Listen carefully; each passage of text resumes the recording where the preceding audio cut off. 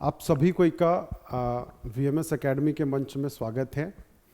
आज के क्लास, जैसा कि आप लोग को बताया गया था कि हिंदी साहित्य का जो है यूजीसी नेट का क्लास आज से आरंभ किया जा रहा है। तो हिंदी साहित्य से जुड़े हुए हमारे साथ विख्यात शिक्षक जो है मनीष मिश्रा सर, वो हमारे साथ जुड़े हुए हैं और मनीष सर जो है आप लोगों का आज का क्लास लेंगे, है ना। तो मनीष सर का स्वागत है हमारे मंच में। सर, तो मैं माइक जो है मनीष सर को देता हूं, आप लोग क्लास जो है सर से करेंगे।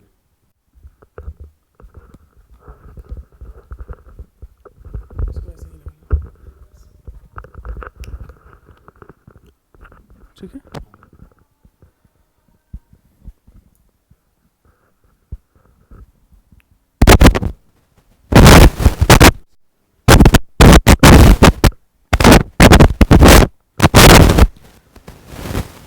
धन्यवाद अमित सर, बहुत बहुत धन्यवाद आपका। हिंदी साहित्य, हिंदी भाषा, इसको विषय के रूप में रखकर अपना कैरियर संवारने की तमन्ना रखने वालों आप तमाम विद्यार्थियों को जोहार, नमस्कार। वीएमएस एकेडमी के इस ऑनलाइन प्लेटफॉर्म पर आज हमारी पहली कक्षा है और आज हम यूजीसी नेट से संबंधित बात करेंगे। इसकी पूरी रणनीति पर बात करेंगे। इसकी परीक्षा कैसे होती है, इसके परीक्षा का पैटर्न क्या है, किस तरह के सवाल पूछे जाते हैं, सिलेबस आपका कैसा है, कहाँ आपको कितना ध्यान देने की आवश्यकता है, कौन सी आपकी मजबूत कड़ी हो सकती है, कौन सी कड़ी आपकी कमज़ोर हो सकती है, उन तमाम बातों पर हम आज विस्तार से चर्चा करेंगे। तो हम आज शुरू कर रहे हैं यूजीसी नेट के लिए।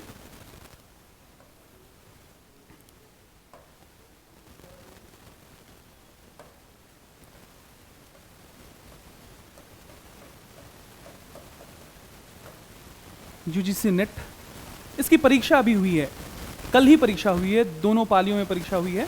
और इससे पहले कि मैं आपकी कक्षा शुरू करूं, आपको बता दूं कि इस बार की जो परीक्षा हुई है वो तमाम धारणाओं को तोड़ने वाली परीक्षा हुई है। जी हाँ, यूजीसी ने इस बार जो नेट की परीक्षा है उसके पूरे पैटर्न को बदल दिया है। परीक्षा में सवाल पूछने का अंदाज एकदम अलग, एकदम बदला बदला सा है। आपको अब ये कहना एकदम सरल है और स्वाभाविक है कि जी हाँ, यूजीसी नेट की परीक्षा पास करना अब बहुत आसान नहीं रहा। ज़रूरत है एक सटीक रणनीति की। आज उसी रणनीति पर हम बात करेंगे। हिंदी भाषा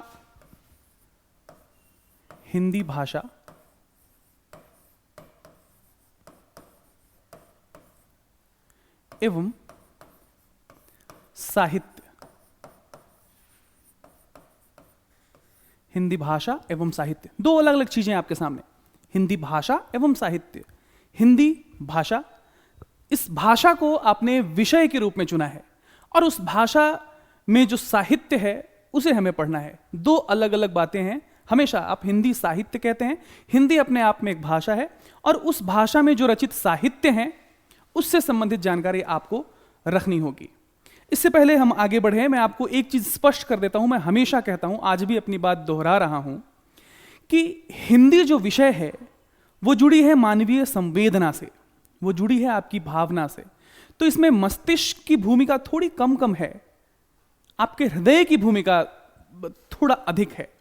हाँ, कुछ फैक्ट्स आपको याद करने होंगे, लेकिन जिन चीजों को आप हृदय से आत्मसात कर लेंगे वे चीजें आपको हमेशा याद रहेगी, आपके जीवन के अंतिम दिनों तक याद रहेगी। और आपकी जो हिंदी है, आप माँ हिंदी कहते हैं प्यार से, वो हिंदी आप जरा सा प्यार देंगे, दुगुना तिगुना प्यार आप पर उड़ेलेगी। तो चलिए बढ़ते हैं आपके सिलेबस की तरफ। सिलेबस की तरफ बढ़ने से पहले इस परीक्षा के बारे में बता दूं कि ये परीक्षा एनटीए द्वारा आयोजित की जाती है। ये जो नेट की परीक्षा है वो एनटीए द्वारा आयोजित की जाती है। एनटीए, नेशनल टेस्टिंग एजेंसी, है ना।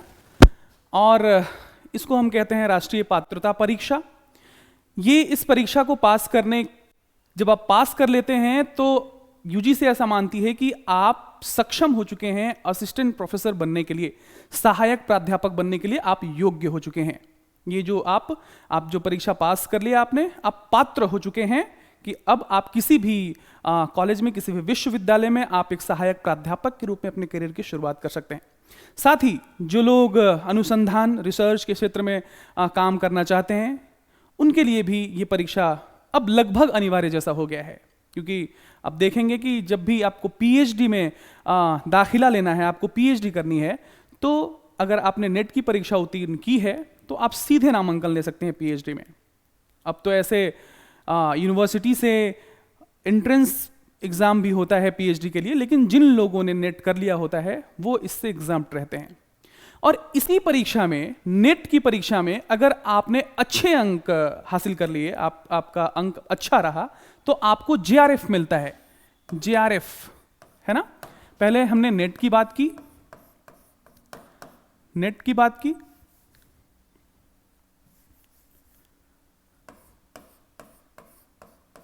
अब हम जेआरएफ की बात कर रहे हैं। नेट आपने पास कर लिया तो आप योग्य हो गए, आप पात्र हो गए एक सहायक प्राध्यापक के लिए। अब जेआरएफ क्या होता है? इसी परीक्षा में अगर आपने अच्छे अंक प्राप्त कर लिए, एक कटअप होता है, तय कटअप से आपने उस कटअप को छू लिया तो आप जेआरएफ हो जाते हैं। जेआरएफ इसका पूर्ण रूप है जूनियर रिसर्च फेलोशिप। अगर आप जेआरएफ हो जाते हैं तो आपको पीएचडी करने के लिए, रिसर्च करने के लिए सरकार नियमित तौर पर एक मासिक आपको खर्च देती है, एक अच्छी राशि आपको मिलती है जिससे आप अपना पीएचडी कंप्लीट कर पाएँ। तो हमें फोकस करना है जेआरएफ पर, है ना। अच्छी बात है, हम नेट हो जाते हैं, साथ ही साथ जेआरएफ मिलती है हमें, और हमें फेलोशिप मिलती है सरकार की तरफ से। तो फिर 5 साल तक या 3 साल तक, 4 साल तक, जब तक आप पीएचडी करते हैं तब तक ये फेलोशिप आपको मिलती रहेगी। तो इस दृष्टिकोण से भी बहुत महत्वपूर्ण ये परीक्षा। तो चलिए, आशा करता हूँ कि आप इस परीक्षा के बारे में समझ चुके होंगे। हाँ, कौन इस परीक्षा को दे सकते हैं, ये भी एक सवाल है। इस परीक्षा के लिए जब आप इसका फॉर्म भरेंगे तो आप उसमें देखेंगे, उसमें जो पात्रता होती है, जो योग्यता मांगी जाती है, वो आप स्नातकोत्तर होने चाहिए, है ना। आपने पीजी कर लिया है या अंतिम सेमेस्टर में भी आप हैं तो आप इस परीक्षा में बैठ सकते हैं, इस परीक्षा को दे सकते हैं। आप अगर स्नातकोत्तर कर रहे हैं, पीजी में हैं और ये आपका आखिरी सेमेस्टर चल रहा है तो भी आप इस परीक्षा में बैठ सकते हैं। चलिए आगे बढ़ते हैं। अब आपके दिमाग में ये जरूर आ रहा होगा कि ये परीक्षा होती कैसी है। ये मैं ऐसा मानकर चल रहा हूँ, मेरे सामने जो लोग बैठे हैं वो लोग इस परीक्षा की तैयारी कर रहे हैं या करने की इच्छा है उनके अंदर, और कुछ लोग ऐसे भी हैं जिन्होंने तैयारी शुरू भी कर दी है, जिनकी बहुत अच्छी तैयारी है। मैं एकदम आरंभ से बात कर रहा हूँ, ये मानकर चल रहा हूँ कि आप सब इस परीक्षा के लिए उत्सुक हैं, जानना चाह रहे हैं, और मैं आपको बता रहा हूँ, ऐसे बता रहा हूँ जैसे आप नहीं जानते हो। जो लोग नहीं जानते उनके लिए बहुत अच्छा, जो जानते हैं एक बार फिर से जान लीजिए, ताकि आपके अंदर की जो ऊर्जा है, वो जो उत्साह है आपका, वो उसको थोड़ा हवा मिले उसको, है ना। ये जो परीक्षा है इसमें 2 पेपर होते हैं, पेपर 1 और पेपर 2। पेपर 1 जो होता है वो कॉमन पेपर होता है। कॉमन पेपर होता है मतलब जितने भी विषय के लोग, जितने भी विषय के अभ्यर्थी इस परीक्षा में बैठेंगे उनको ये पेपर देना होगा। कॉमन विषय होता है और इसमें 50 प्रश्न होते हैं। इसमें 50 प्रश्न होते हैं, 50 प्रश्न, और एक प्रश्न होता है 2 अंक का। एक प्रश्न होता है 2 अंक का। एक प्रश्न 2 अंक का, तो कितने हो गए? 100 अंक, है ना। 100 अंक। पेपर 1 में 50 प्रश्न जो कॉमन पेपर होते हैं, जो जितने भी विषय के विद्यार्थी परीक्षा देते हैं उनको ये देना पड़ता है, इस पेपर को लिखना पड़ता है, इस पेपर की परीक्षा में बैठना पड़ता है। और इसमें 50 क्वेश्चन होते हैं 2-2 अंकों के, अर्थात 100 नंबर, ठीक है। और दूसरा जो पेपर होता है ये आपका अपना विषय का होता है, आपका अपना विषय का, जिस विषय को आप लेकर चल रहे हैं उस विषय पर होता है। आपका विषय क्या है? हिंदी।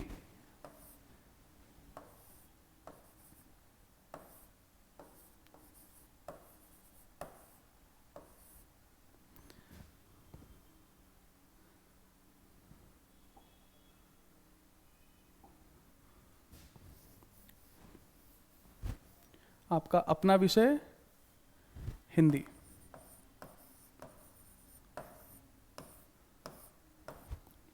और इसमें 100 प्रश्न होते हैं। 100 प्रश्न होते हैं। 100 प्रश्न कितने अंकों के? 2 अंकों के। 2 अंकों के, है ना? तो कुल कितने हो गए? 200 अंक। कुल 200 अंक। अब मैं बात करूं कि दोनों पेपर मिला के कितने अंकों की परीक्षा होती है, तो 300 अंकों की परीक्षा होती है। 300 अंकों की परीक्षा होती है। 300 अंकों की परीक्षा होती है और इसमें एक कट ऑफ तय होता है। उस निश्चित कट ऑफ को अगर आप पार कर पाते हैं तो आपका चयन इस परीक्षा के लिए होता है। आप इस परीक्षा में उत्तीर्ण घोषित किए जाते हैं। ये तो रहा आपका पेपर, कौन कौन से पेपर आपको देने हैं। अब मैं बात करूंगा आपके अपने विषय के सिलेबस की। आपका सिलेबस कैसा है, जानना चाहेंगे? चलिए जानते हैं। आपके सामने आपके विषय का सिलेबस 10 इकाइयों में विभाजित है आपका सिलेबस, और प्रत्येक इकाइयों को विभाजित किया गया है। मैं सारे इकाइयों पर आज आपसे बात करूंगा, इस पर थोड़ी थोड़ी चर्चा होगी। इकाई 1 आप देख पा रहे हैं। इकाई 1 में है हिंदी भाषा और उसका विकास। हिंदी भाषा और उसका विकास।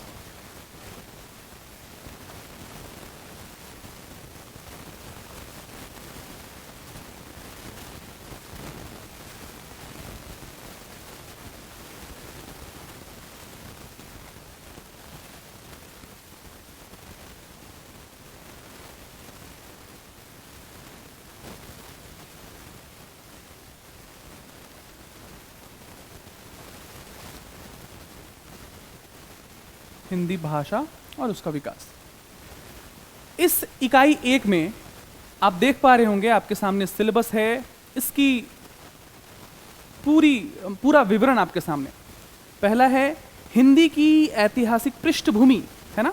जब आपने हिंदी विषय को चुना है और स्नातक प्रथम वर्ष से ही आप पढ़ रहे हैं, आप जान रहे हैं कि हिंदी जो है वो आपकी भाषा है, तो आप हिंदी का उद्भव, उसका विकास, है ना, आरंभ से लेकर आज तक का जो स्वरूप है हिंदी का, किन किन रूपों रंगों में हिंदी ढली और आज वर्तमान में हमारे सामने किन किन रूपों में हिंदी मौजूद है, उन तमाम तरह की जानकारियों को आप स्नातक के प्रथम वर्ष से ही पढ़ते आ रहे हैं, है ना? तो पहला है आपका हिंदी की ऐतिहासिक पृष्ठभूमि। इतिहास में हिंदी कैसा था? क्या आज जो हिंदी आपके सामने है शुरू से वैसे ही रही है या कुछ और था? जो भी इसका कलेवर, रूप, रंग जैसे भी बदले हैं, जैसा भी ये था, उन तमाम बातों पर हम इस पर बारीकी से बात करेंगे। फिर इसी को सब कैटेगराइज किया गया है। प्राचीन भारतीय आर्य भाषाएं, कौन कौन सी प्राचीन भारतीय आर्य भाषाएं थी? मध्यकालीन भारतीय आर्य भाषाएं। फिर हिंदी जैसे जैसे स्वरूप हिंदी का बदला है, पाली, प्राकृत, सौरसेनी, अर्धमागधी, मागधी, अपभ्रंश और उनकी विशेषताएं। इन तमाम भाषाओं की, पाली, प्राकृत, सौरसेनी, अर्धमागधी, मागधी, अपभ्रंश, और इन तमाम भाषाओं की विशेषताएं, है ना, इन भाषाओं की विशेषताएं। अपभ्रंश, अवहट और पुरानी हिंदी का संबंध। अब देखिए यहां पे अपभ्रंश, अवहट और पुरानी हिंदी में क्या संबंध है, उन संबंध के बारे में हमें यहां पढ़ना है। आधुनिक भारतीय आर्य भाषाएं और उनका वर्गीकरण। आधुनिक भारतीय आर्य भाषाएं कौन सी हैं, किन किन वर्गों में उन्हें विभाजित किया गया है, इन सब के बारे में हम बात करेंगे। हिंदी का भौगोलिक विस्तार, भारत के विभिन्न क्षेत्रों में हिंदी किन किन रूपों में मौजूद है, किन किन रूपों में प्रयोग की जाती है, इस पर हम बात करेंगे। हिंदी की उपभाषाएं, कौन कौन सी हिंदी की उपभाषाएं हैं? पश्चिमी हिंदी, पूर्वी हिंदी उपभाषाएं, पश्चिमी हिंदी, पूर्वी हिंदी, राजस्थानी, बिहारी, पहाड़ी वर्ग और उनकी बोलियां, और हिंदी की बोलियां भी।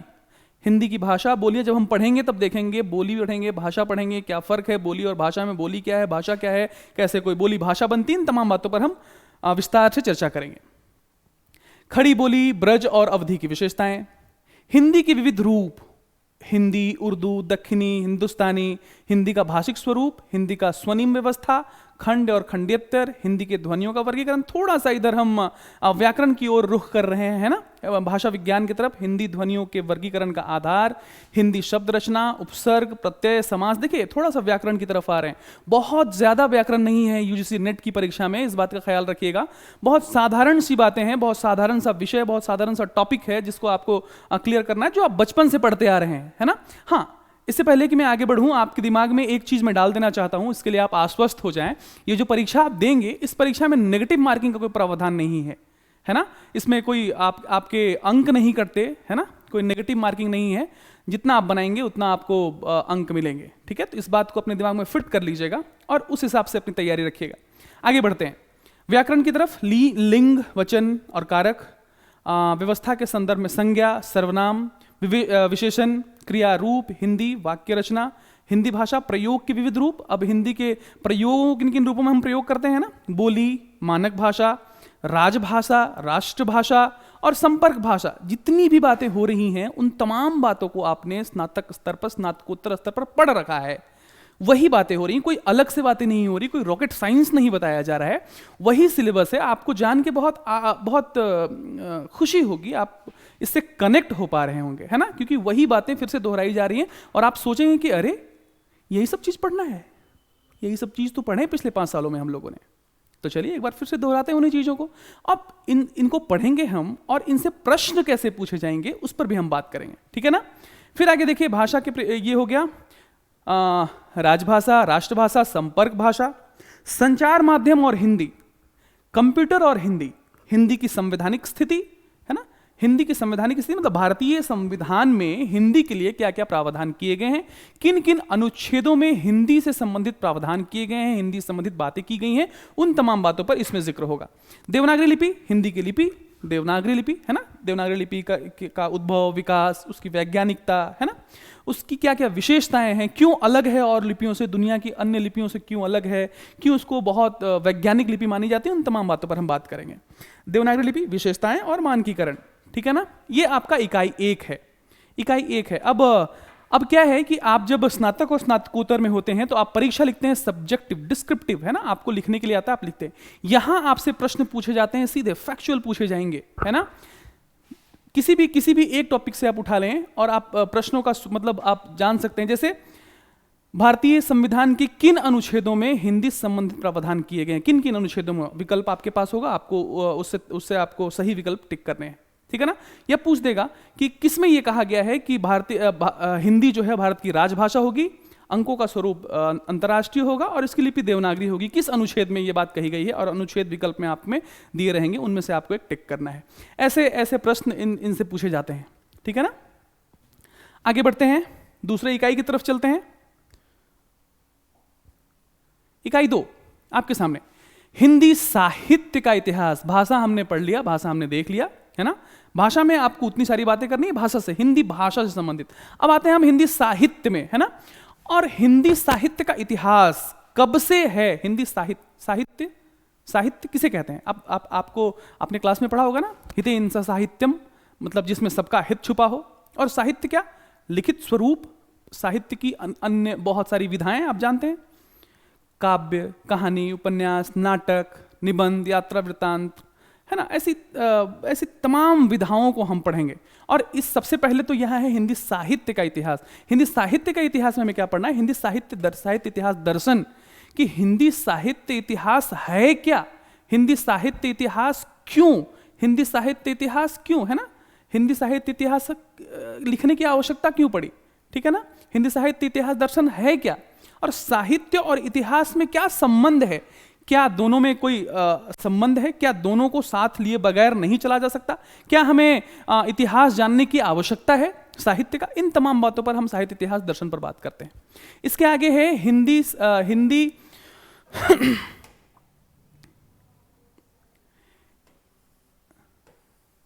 हिंदी साहित्य के इतिहास लेखन की पद्धतियां, हिंदी साहित्य इतिहास लेखन की पद्धतियां, किन किन पद्धतियों में हिंदी साहित्य का इतिहास लिखा गया है, हिंदी साहित्य इतिहास जो है ना वो किन किन पद्धतियों में लिखा गया। बाद में हम देखेंगे कि अलग अलग पद्धतियों में हिंदी साहित्य का इतिहास लिखा गया है, जैसे आचार्य रामचंद्र शुक्ल ने विधेयवादी पद्धति में लिखी है ना, फिर वर्णानुक्रम पद्धति में लोगों ने लिखा है। तो किन किन पद्धतियों में हिंदी साहित्य का इतिहास लिखा गया है, इस पर हम विस्तार से चर्चा करेंगे। अगला है हिंदी साहित्य का काल विभाजन और नामकरण। हिंदी साहित्य इतिहास का काल विभाजन और नामकरण, है ना, कैसे कैसे इसका नामकरण हुआ है, किन किन कालखंडों में इसे विभाजित किया गया है, किसे किन किन इतिहास के किस समय को हम आदिकाल कहते हैं, किस समय को हम भक्तिकाल कहते हैं, किसको रीतिकाल कहते हैं, किसको आधुनिक काल कहते हैं, और उसके बाद भी आधुनिक काल को भी हम किन किन कालखंडों में विभक्त करते हैं। इन तमाम तरह की बात हम इसमें करेंगे। काल विभाजन, नामकरण, फिर किस आधार पर हमने कह दिया कि ये भक्तिकाल है, ये जो समय है, समय सीमा है संमत 1050 से 1375, हम कैसे कह देते हैं कि ये भक्तिकाल है, क्यों कहते हैं भक्तिकाल है, इस पर विचार करेंगे हम, इस पर नामकरण पर। आदिकाल की विशेषताएं, अब काल की विशेषताएं, है ना, आदिकाल जब हमने नामकरण कर दिया आदिकाल, अब इसकी विशेषता देखेंगे, क्या है आदिकाल की विशेषताएं, साहित्यिक प्रवृत्तियां, उसकी प्रवृत्तियां क्या है, रासु साहित्य क्या है, आदिकालीन हिंदी और जैन साहित्य क्या है, सिद्ध और नाथ साहित्य, अमीर खुसरो की हिंदी कविता, विद्यापति और उनकी पदावली तथा लौकिक साहित्य। ठीक है, उसके बाद भक्ति काल में आते हैं। भक्ति काल में आप देखिए भक्ति आंदोलन के उदय के सामाजिक सांस्कृतिक कारण, किन किन कारणों, क्या क्या कारण रहे थे भक्ति काल के उदय का, है ना, और क्यों अचानक से पूरे देश में भक्ति का माहौल रहा और पूरे दौर को हमने भक्ति काल कह दिया, क्यों कहा, क्या कारण रहा था, उन तमाम बातों पर हम इस पर बात करेंगे। भक्ति आंदोलन का अखिल भारतीय स्वरूप और उसका अंतः प्रादेशिक वैशिष्ट, पूरे देश में भक्ति का प्रभाव कैसा रहा भक्ति आंदोलन का, किन किन वर्गों ने इस पर अपना योगदान दिया और कैसे ये पूरे भारत में इसका विस्तार हुआ, है ना, और व्यापक तौर पर एक क्रांति की तरह भक्ति की भावना जो प्रसरित हुई पूरे भारत में, वो कैसे हुई, वो हम देखेंगे। उसके बाद भक्ति काव्य की सामाजिक सांस्कृतिक पृष्ठभूमि, अलवार संत, है ना, दक्षिण भारत की तरफ चलेंगे, अलवार, नैनवार, ये सब हम देखेंगे। भक्ति काव्य के प्रमुख संप्रदाय और उनका वैचारिक आधार, भक्ति काल में बहुत सारे संप्रदाय हुए, है ना, विशिष्टवाद, है ना, विशिष्टाद्वैतवाद, अद्वैतवाद, ये जो जितने भी संप्रदाय हुए हैं उन संप्रदायों को हम देखेंगे और उनका वैचारिक आधार क्या रहा था, उनका अस्तित्व किन विचारधाराओं पर टिका हुआ था, इन बातों पर हम इस पर विचार करेंगे। आगे बढ़ते हैं।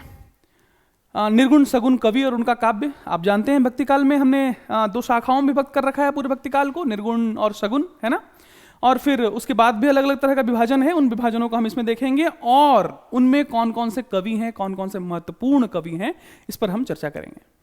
अब बढ़ते हैं रीतिकाल की तरफ। रीतिकाल में सामाजिक सांस्कृतिक पृष्ठभूमि, ठीक वैसे ही जैसे आदिकाल में हमने उसकी प्रवृत्ति देखी थी, ठीक है ना, और उसकी पृष्ठभूमि देखेंगे, क्यों हम रीतिकाल कहते हैं, कैसे ये जो रीति की भावनाएं, श्रृंगारिक भावनाएं हैं, वो कैसे प्रबल रही थी, काव्यों में कैसा उसका स्वरूप रहा था, तत्कालीन परिस्थिति कैसी थी रीतिकाल के समय में, उन तमाम बातों पर हम रीतिकाल से संबंधित बात करेंगे। रीतिकालीन कवियों का आचार्यत्व, है ना, रीतिकाल के प्रमुख कवि, उनका काव्य, ये रीतिकाल खत्म, आधुनिक काल की तरफ रुख करेंगे।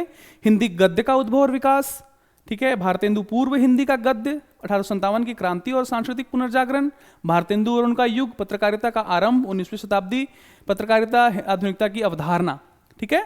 उसके बाद द्विवेदी युग, आप जानते हैं आधुनिक काल को जिन जिन कालखंडों में विभक्त किया गया है उसकी पूरी बात हो रही है। देखिए द्विवेदी युग, महावीर प्रसाद द्विवेदी और उनका युग, है ना, क्यों महावीर प्रसाद द्विवेदी महत्वपूर्ण हैं, उनकी शख्सियत इतनी बड़ी क्यों है हिंदी साहित्य में, उन तमाम बातों पर हम चर्चा करेंगे। आगे देखिए, इसके बाद हिंदी नवजागरण, फिर सरस्वती पत्रिका या सरस्वती, राष्ट्रीय काव्य धारा के प्रमुख कवि उस समय, तत्कालीन समय में, आप जानते हैं जिस समय ये आधुनिक काल, ये दौर चल रहा है द्विवेदी युग, तत्कालीन समय में भारतीय इतिहास में क्या हो रहा है, स्वतंत्रता संग्राम छिड़ा हुआ है, लोगों में जनजागृति की भावनाएं प्रसरित हो रही हैं, उसमें कौन कौन से कवियों ने महत्वपूर्ण योगदान दिया, ये राष्ट्रीय धारा के कवि कौन कौन से हैं, इस पर हम विचार करेंगे। उसके बाद स्वच्छंदतावाद और उसके प्रमुख कवि, मतलब एक समय कविता में ऐसा आया कि स्वच्छंद विचारधाराएं जो हैं वो ज़्यादा लिखी जाने लगी, व्यक्ति के मन को लिखा जाने लगा, कवि अपनी बातें करने लगा, उससे जो मन जिस पर लिखने का मन कर रहा था वो लिख रहा था। तो एक दौर था जब स्वच्छंदता थी, स्वच्छंदतावाद उसको हम देखेंगे, उसके प्रमुख कवि कौन है। छायावाद बहुत महत्वपूर्ण हिंदी साहित्य में एक बहुत मतलब क्या कहें, एक ऐसी विचारधारा जिस पर बहुत सारे लोगों ने अपनी परिभाषाएं दी, समझने समझाने का सिलसिला चलता रहा। छायावाद है ना, छायावादी काव्य की प्रमुख विशेषताएं क्या हैं, छायावाद के प्रमुख कवि कौन हैं, प्रगतिवाद है ना, प्रगतिवाद की अवधारणा, प्रगतिवाद काव्य और उसके प्रमुख कवि, फिर प्रयोगवाद, फिर नई कविता के कवि, समकालीन कविता, ठीक है ना, समकालीन साहित्य, पत्रकारिता। इन तमाम बातों पर देखिए, इसमें कैसे कैसे आपको लग रहा होगा मैं बोल के पार हो जा रहा हूँ, लेकिन ये एक एक जो आपका विषय है, एक एक विषय ये अपने आप में एक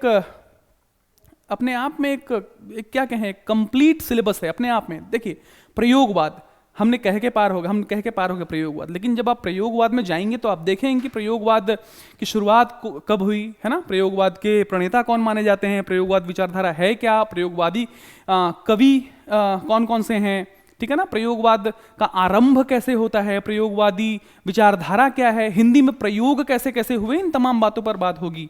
तो अगर मैं ऐसे कह के निकल जा रहा हूँ, इसका मतलब ये कतई नहीं है कि ये बहुत आसान चीज़ें हैं और इसे हम कह के निकल जाएंगे। ये एक एक टॉपिक आपके लिए एक एक सिलेबस जैसा है, इसको ऐसे समझना है, ठीक है ना।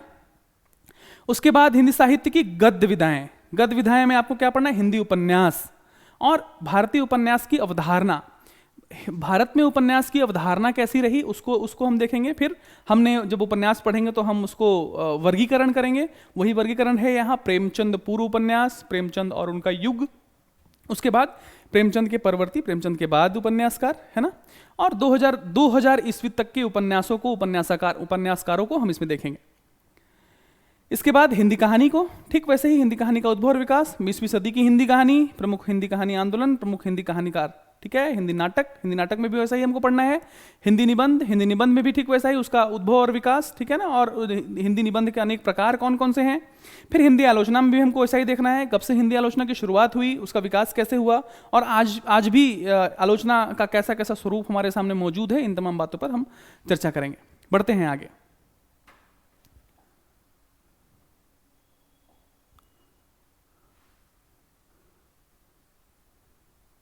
हाँ, इसमें बचा था उसी इकाई 2 में हिंदी के अन्य विधाएं, रेखाचित्र, संस्मरण, यात्रा साहित्य, आत्मकथा, जीवनी, रिपोर्टाज, डायरी, हिंदी का प्रवासी साहित्य, अवधारणा और प्रमुख साहित्यकार। इसमें हम इसके फॉर्मेट के बारे में भी बात कर रहे हैं। रेखाचित्र क्या है ना, ये जानेंगे, संस्मरण क्या है, यात्रा साहित्य क्या है, आत्मकथा क्या है, इन सब के बारे में जानेंगे। बाद में आप नीचे देखेंगे कि पर्टिकुलर आपको पढ़ना होगा, कोई आत्मकथा पढ़ना होगा, कोई जीवनी पढ़नी होगी। देखिए आगे बढ़ते हैं। इकाई 3 में साहित्य शास्त्र आपको पढ़ना है। ये बहुत महत्वपूर्ण सेक्शन है, बहुत महत्वपूर्ण सेक्शन, लेकिन इस बार ऐसा देखा गया इस बार की परीक्षा में कि इससे प्रश्न ना के बराबर पूछे गए, ठीक है ना। लेकिन इसका ये कतई मतलब नहीं कि ये कहीं से भी कम महत्वपूर्ण रखता है, कहीं से भी कम महत्वपूर्ण है। ये साहित्य का आधार है। संस्कृत की तरफ का रुख करेंगे, काव्य के लक्षण, काव्य हेतु, काव्य प्रयोजन, ठीक है, प्रमुख संप्रदाय, सिद्धांत, रस, अलंकार, रीति, ध्वनि, वक्रोक्ति, ठीक है, रस निष्पत्ति, प्लेटो का काव्य सिद्धांत। ये देखिए, अब ये पश्चिम की तरफ चलते हैं। प्लेटो का काव्य सिद्धांत, अरस्तु अनुकरण सिद्धांत, ठीक है ना, Wordsworth, Coleridge, T S. Eliot, I A. Richards, ठीक है, नई समीक्षा। ये थोड़ा पश्चिम की तरफ रुख करेंगे और उसमें पाश्चात्य काव्यशास्त्र और भारतीय काव्यशास्त्र को देखेंगे। इकाई 4 में है वैचारिक पृष्ठभूमि। ये भी बहुत महत्वपूर्ण है, वैचारिक पृष्ठभूमि, कि किन किन विचारों से भारतीय संस्कृति जो है वो प्रभावित हुई है और हमने उसे साहित्य में फॉर्मेट के रूप में, विधाओं के रूप में हम उसे पढ़ते हैं। भारतीय नवजागरण और स्वाधीनता आंदोलन की वैचारिक पृष्ठभूमि, हिंदी नवजागरण, खड़ी बोली आंदोलन, फोर्ट विलियम कॉलेज की क्या महत्ता रही है ना, भारतेंदु और हिंदी नवजागरण, महावीर प्रसाद द्विवेदी, हिंदी नवजागरण, गांधीवादी दर्शन, अंबेडकरवादी, लोहिया, मार्क्सवाद, मनोविश्लेषणवाद, अस्तित्ववाद, उत्तर आधुनिकतावाद, अस्मिता मूलक विमर्श, इसमें स्त्री विमर्श होगा, दलित विमर्श, आदिवासी विमर्श, अल्पसंख्यक विमर्श, इन विमर्शों पर हम बातचीत करेंगे, ठीक है। बढ़ते हैं आगे इकाई 5 की तरफ।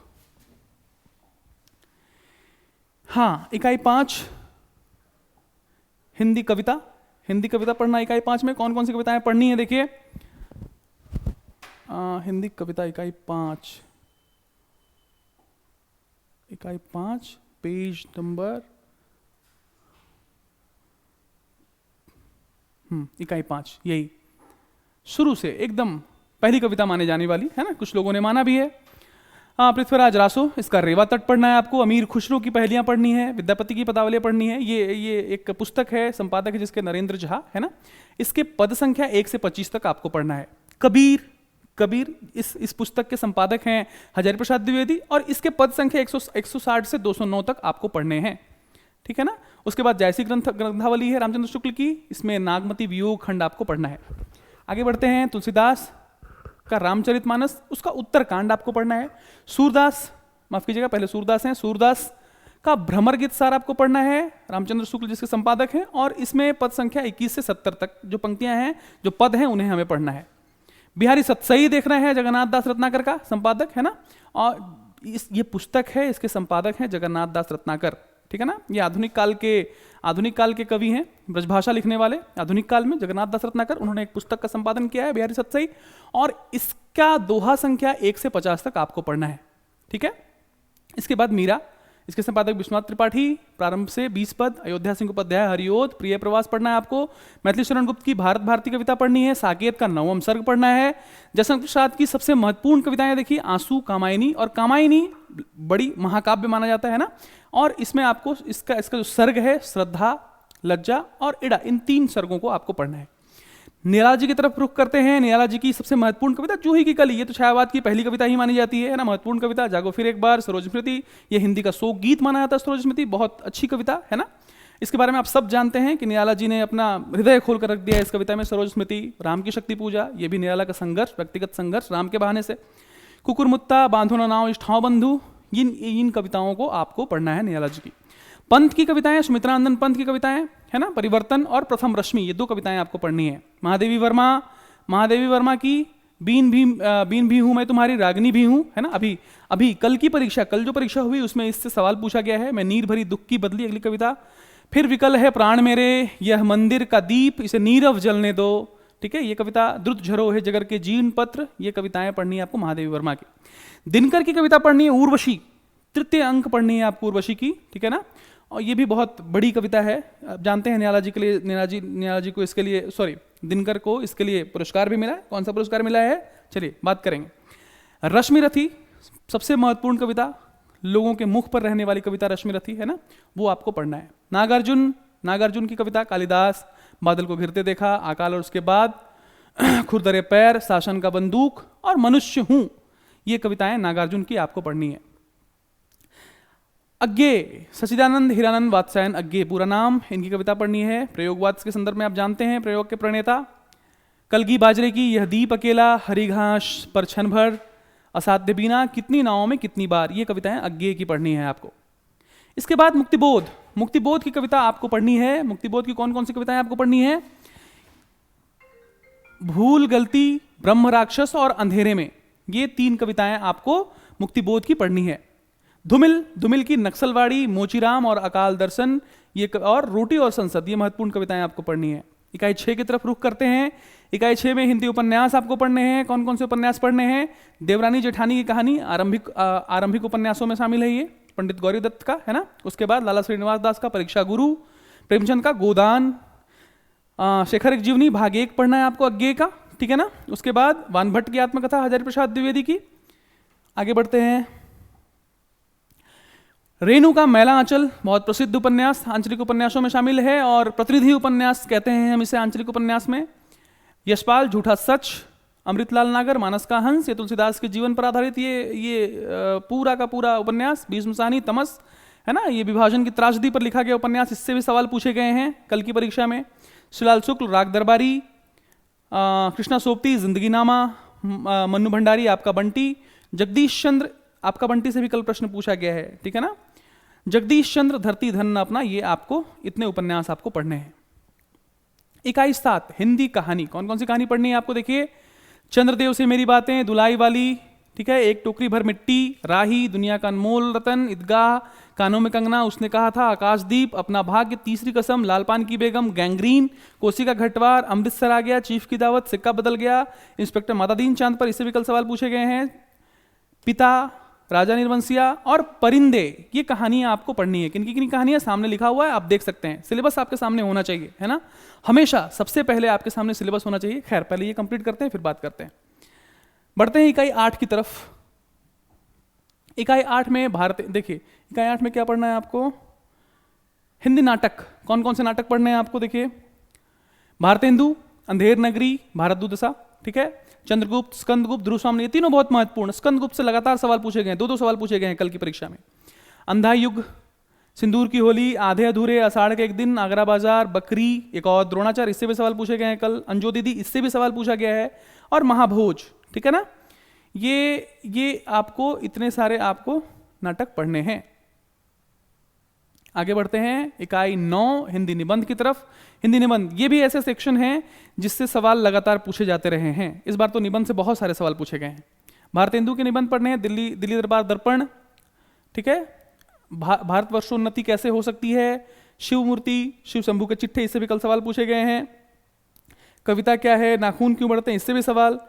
मेरे राम का मुकुट भीग रहा है, मजदूरी और प्रेम, उत्तर फाल्गुनी के आसपास, उठ जाग मुसाफिर, संस्कृति और सौंदर्य, इससे भी सवाल पूछे गए। मतलब कल की परीक्षा में आप देखेंगे निबंध से बहुत सारे सवाल पूछे गए हैं। ये बहुत महत्वपूर्ण सेक्शन आपके लिए हिंदी निबंध। 10वें सेक्शन की तरफ बढ़ते हैं। 10वां और अंतिम सेक्शन है आत्मकथा, जीवनी और अन्य विधाएं। इसमें आपको क्या, रामवृक्ष बेनीपुरी की माटी की मूर्तियां पढ़नी है, ठकुरी बाबा, ठीक है, ठकुरी बाबा पढ़ना महादेवी वर्मा का, तुलसीदास, मुर्दहिया। ये दलित विमर्श की तरफ हम जब जाएंगे, दलित उपन्यासों की तरफ, तो ये आपको सबसे पहले मिलेगा, बहुत महत्वपूर्ण ये आपको मिलेगी रचना मुर्दहिया। शिवरानी देवी, प्रेमचंद घर में, मनु भंडारी की एक कहानी यह भी, और विष्णु प्रभाकर का आवारा मसीहा, ये आपको पढ़ने हैं। ये सारे, ये आपका सिलेबस आपके सामने मैंने एक बार डिस्कस किया है, ठीक है। कुछ बातें मैं आपको आज गुरु मंत्र के तौर पर दे रहा हूं, जिन बातों को आपको गांठ बांध कर रखनी है। ये बातें हमेशा काम देगी हिंदी साहित्य में। जब भी आप हिंदी साहित्य के पढ़ें और इससे किसी भी परीक्षा की तैयारी करें तो कुछ बातों का ख्याल आपको रखना होगा। पहला है आपका सिलेबस। ये हमेशा आपके सामने होना चाहिए। क्यों? युद्ध में जा रहे हैं और आपको अपने दुश्मन का पता ही नहीं। जैसे राम लड़ते थे ना रावण से, ऐसे तुनीर खींचा, रावण गायब, पता ही नहीं है कहां है रावण। तो आपको अपने रावण को हमेशा अपने सामने रखना है। ये आपका सिलेबस, इसको हमेशा अपने सामने दीवार पे चिपका दीजिए और उसके एक एक सेक्शन को रोज देखिए। सिलेबस, ठीक है, सिलेबस का हमेशा। पुस्तकें आपके पास होनी चाहिए। ये जो सेक्शन आखिरी का आपने देखा ना, 6, 7, 8, 9, 6 से जो 9 तक का, 10 तक का पूरा कह दें, 6 से जो 10 तक की इकाइयों में जितने पुस्तकों का जिक्र है, उन तमाम पुस्तकें आपके पास होनी चाहिए। मौलिक रचना है, ऐसा मत सोचिएगा कि मैं कोई गाइड लेकर पढ़ लूंगा या कुछ चीजें मैं लेकर पढ़ लेता हूं, उससे मेरा काम निकल जाएगा। बिल्कुल नहीं, आप गलतफहमी में हैं। कुछ पुस्तकें आपके पास अनिवार्य रूप से होनी चाहिए। कौन कौन सी पुस्तकें होनी चाहिए ये मैं अगली कक्षा में आपको बताऊंगा। कौन कौन सी पुस्तकें आपके पास होनी चाहिए, आप कैसे स्ट्रैटेजी बनाएंगे, पुस्तकें आपके पास होनी चाहिए। इस बात का हमेशा ख्याल रखिएगा, ठीक है। और हिंदी में कुछ चीजें, कुछ ट्रिक हैं। नेट की परीक्षा पास करने के लिए कुछ ट्रिक है। वो ट्रिक ऐसी है कि आप उस ट्रिक को जान लेंगे तो किसी भी परीक्षा में अगर आप बैठते हैं, हिंदी किसी भी परीक्षा में, गारंटी देता हूं कि आप उस परीक्षा को उत्तीर्ण करेंगे। तो चलिए आज के लिए हम इतना ही रखते हैं, क्योंकि आज हमने सिलेबस पर बात करने की सोची थी और अब पूरा सिलेबस आपके सामने मैंने रखा है। और ये मत सोचिएगा कि सिलेबस मैंने जितनी आसानी से आपको बता दिया है उतना आसान आपका सिलेबस है। मैंने कहा ना, ये सिलेबस रावण है, रावण, और राम बनिए, भेदिए एकदम, रावण की नाभि पर मारना है आपको तीर। तो तैयार हैं आप सब? तो चलिए, मैं भी तैयार हूं आप सब के साथ चलने के लिए। आपको बता दूं, वीएमएस एकेडमी पर इसके बाद टीजीटी पीजीटी के लिए का भी सिलेबस पर बात होगी। उसके भी सिलेबस पर आप जानते हैं कि बहुत ज़्यादा फर्क नहीं है सिलेबस पर। जो फर्क है वो अलग से कराया जाएगा और नया बैच शुरू हो रहा है टीजीटी पीजीटी के लिए। आप चाहें तो ज्वाइन कर सकते हैं। बहरहाल मैं तैयार हूं आपका साथ देने के लिए। पूरे सिलेबस पर पैनी नजर आपके साथ मैं भी डालूंगा और इस रण को हम और आप दोनों मिलकर जीतेंगे। चलिए, बहुत बहुत धन्यवाद।